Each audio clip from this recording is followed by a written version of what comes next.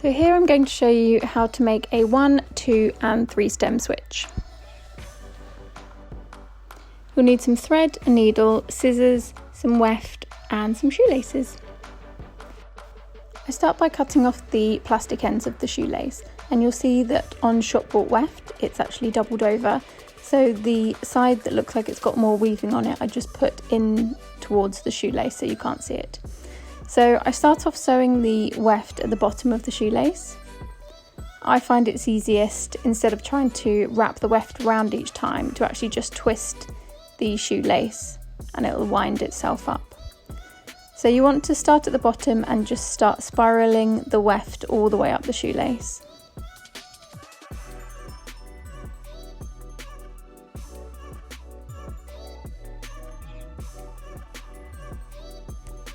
And you continue this until you've got about an inch of weft left.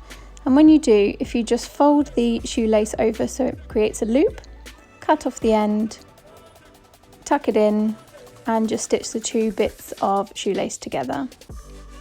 And once they're nice and secure, you're going to then carry on wrapping the weft around the two shoelaces and just stitch the weft around the outside.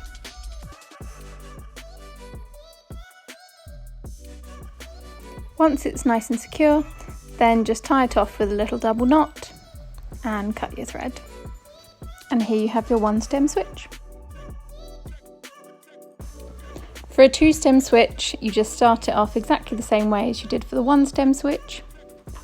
But when you get up to the top, instead of looping the shoelace over, you're just going to carry on stitching the weft until it is all wrapped around. Once you've done your first stem, you're going to fold the shoelace back on itself and just see where the shoelace finishes on your stem that you've already done, and that's where we're going to start our second stem. So starting at that point, wrap your next bit of weft all the way around the shoelace, just as you did for the first stem. And then when you're about an inch away from the end of that piece of weft, put the 2 stems together, stitch the shoelaces together,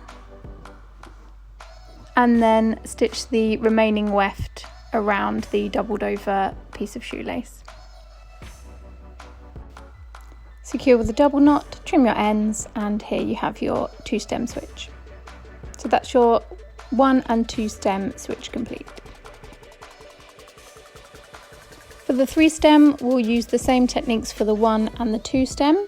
So the first one is going to be like we did 1 stem, but instead of looping over the shoelace at the top, we're just going to wrap the weft all the way up until it's finished.